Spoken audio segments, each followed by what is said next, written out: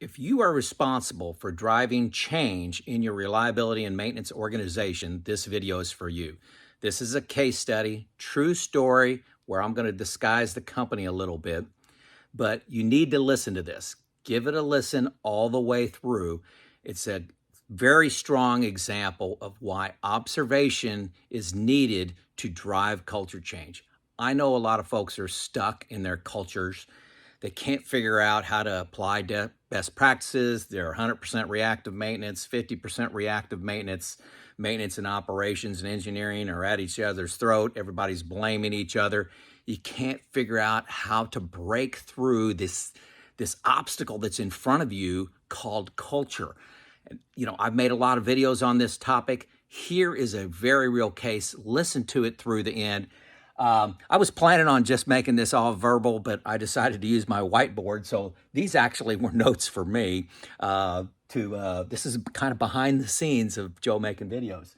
So, hey, the business case. This company, they make industrial work clothes and personal protective equipment like fire protection, just garments and things like that that are really used in heavy industry, okay? About 400 employees, 8 maintenance employees, you know, very small maintenance organization. That includes building and grounds kind of stuff.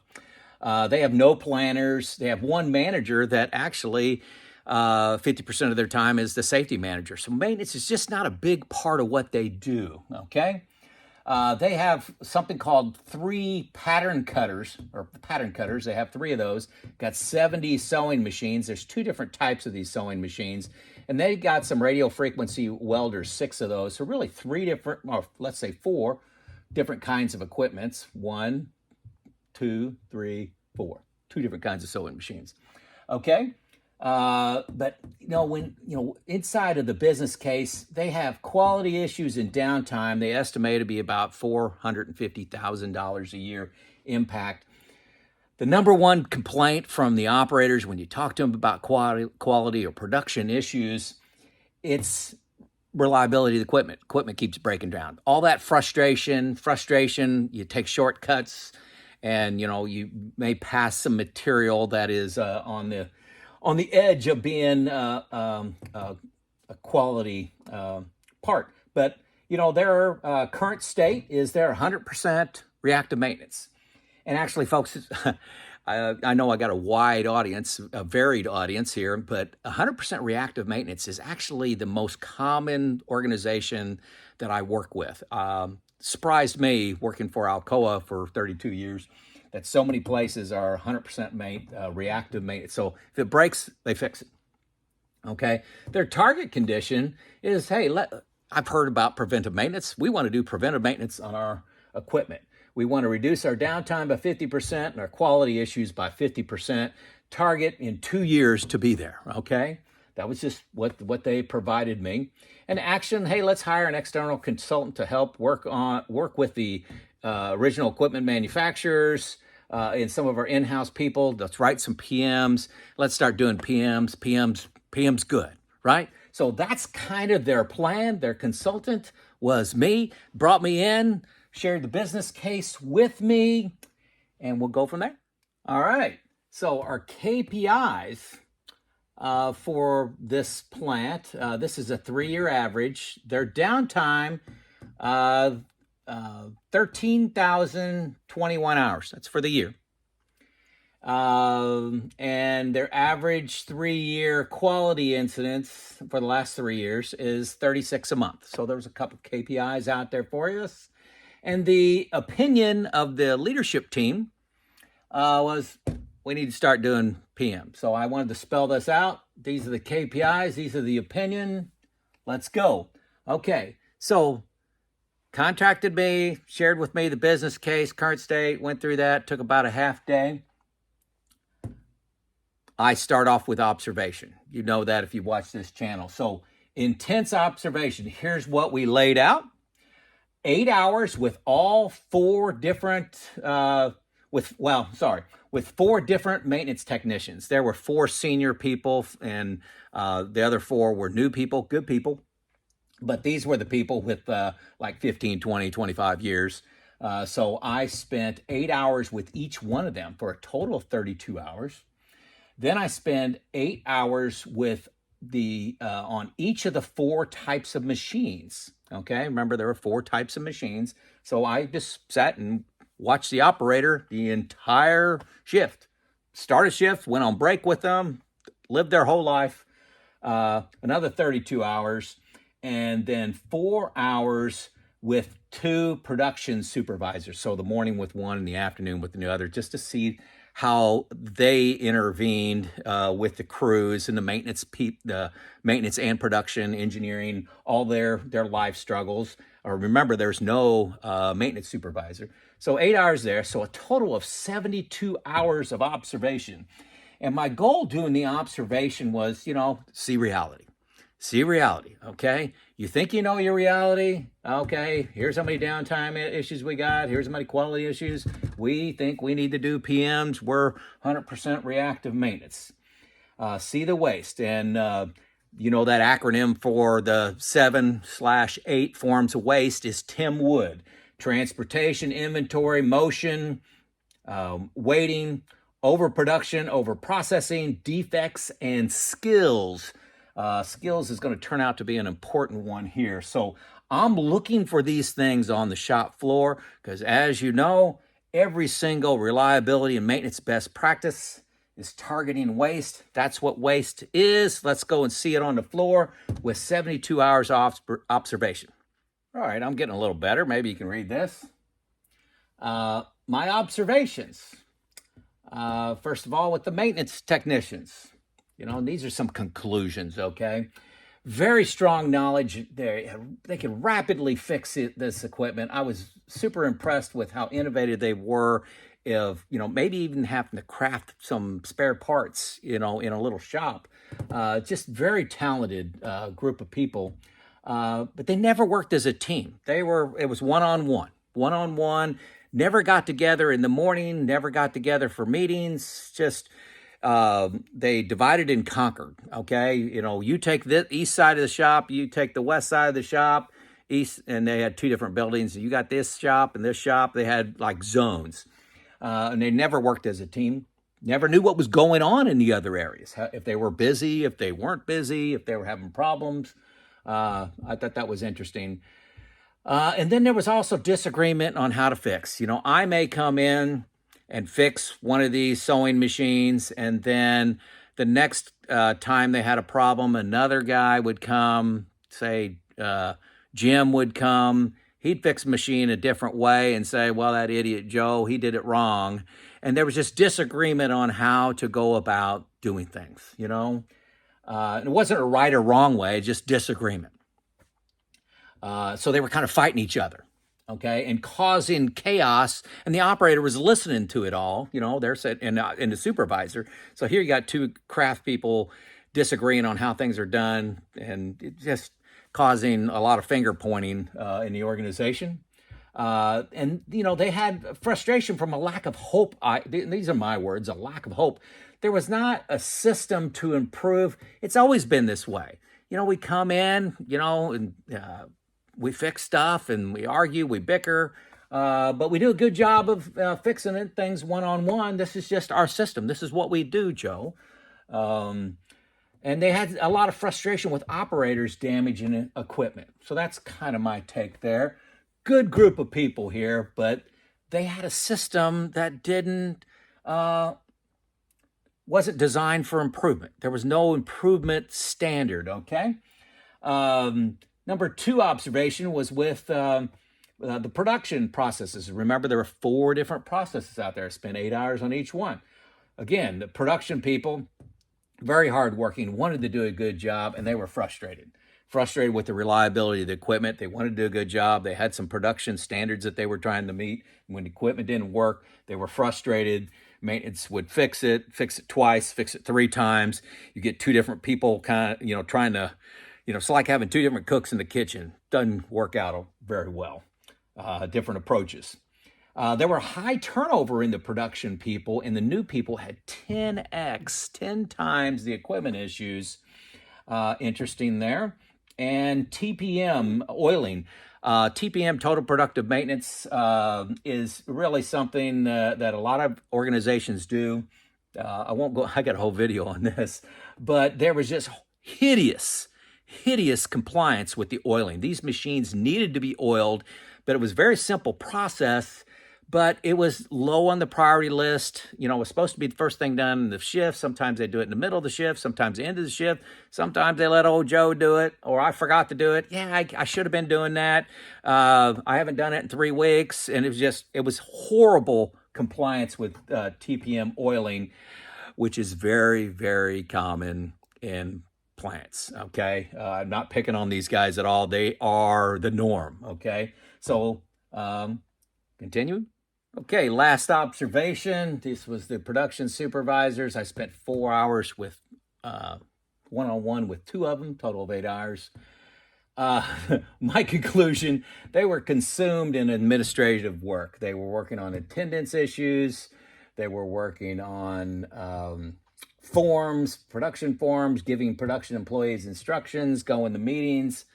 I'm telling you, zero time was dedicated towards improving the process. They were just working hard, but checking boxes, going to meetings, which you really want your supervisors to have a percentage of their time. It's got to be greater than 0. Maybe it's 10%. Start at 10%, where they're observing the process, they're seeing improvements, they're working with engineers, trying to work on improving the business.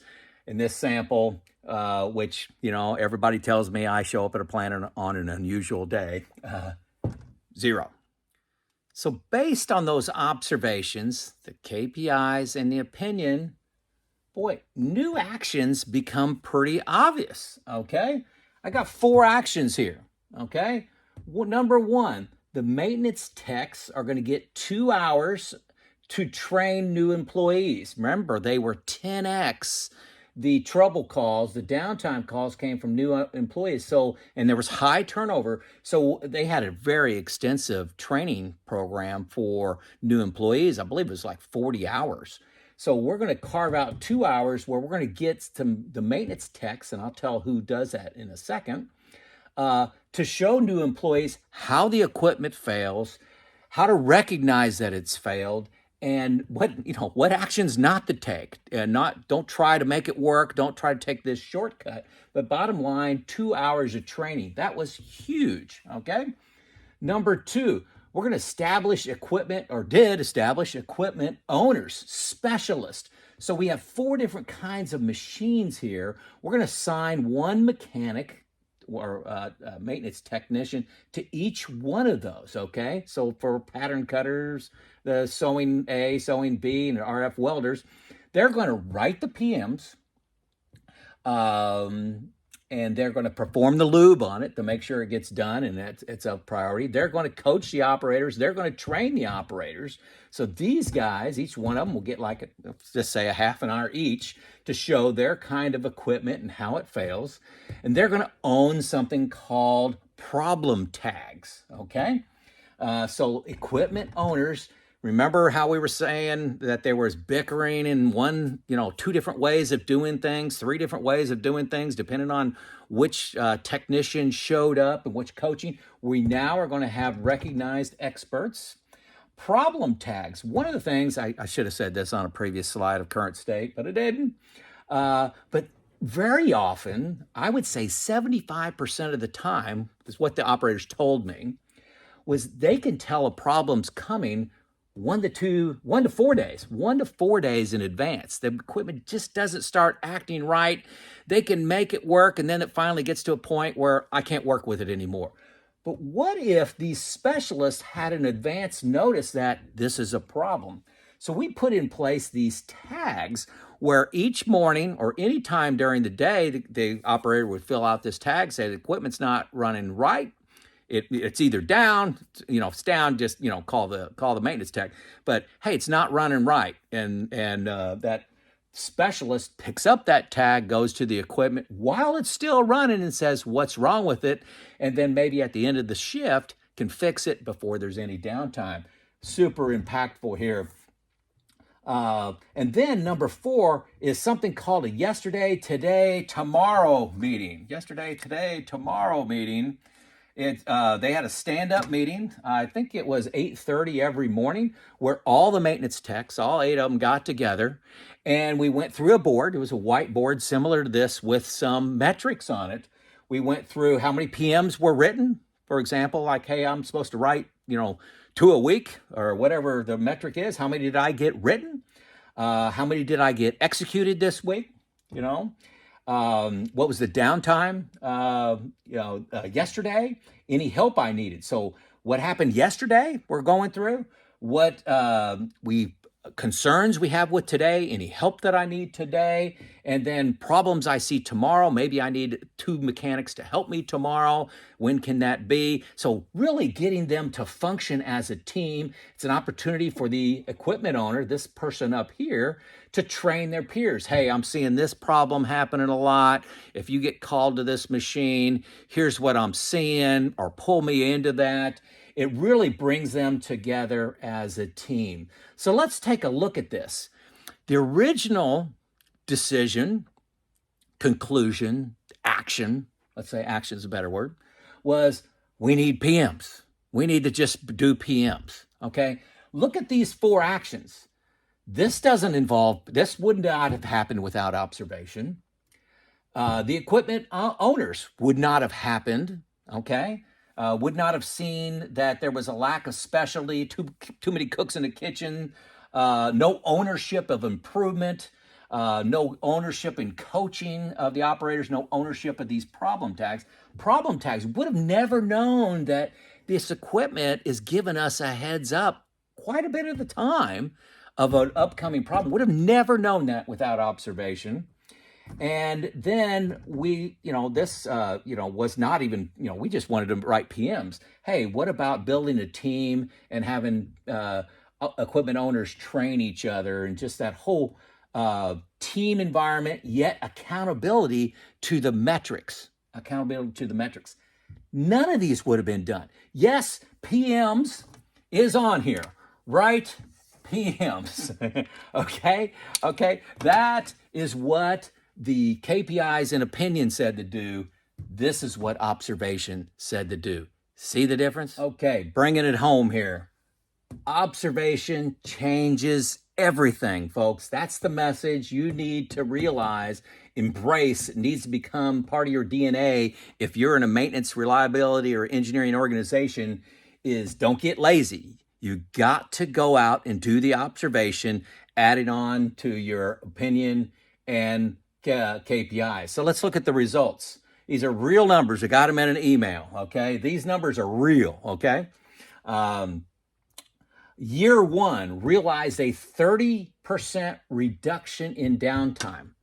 This is starting from my intervention, ended in like July, or not July, January, okay? It was ended in January. That year, 30% reduction in downtime. The year 2, compared to the base case here in year 2, 65% reduction in downtime, 65%. Quality, 23% reduction from base case after year 2. We were hoping for 50% here, and a lot of that was an opinion that 50% could be achieved if we had less reliability issues. That's nothing to sneeze at with a company that's been in operation over 75 years. So that's amazing. These numbers are just spectacular. And equipment reliability is no longer an operator complaint. You go out to the operators, it was number one. It was number one, issue with why I couldn't get production, why I had quality issues. It is off the table. Okay. No bow wave spending. Bow wave spending is, hey, you're going to start a reliability journey. You got to hire people. You got to spend money on your equipment that you haven't been maintaining. You got to buy some new equipment. You got to hire planners, hire technicians, hire supervisors, hire more people. Who's going to do all these PMs? You're going to have to hire more people to do PMs, right? Because we're busy doing reactive maintenance. No bow wave spending, no hiring. All the actions were free. Observation changes everything. Exceptional business case. Guys, I worked with these guys. I was only with them about 3 weeks and had a few follow-up phone calls. And that was the end of my intervention. This was not a consultant on board for 2 years. I was with them 3 weeks. This is Joe out. Big deal.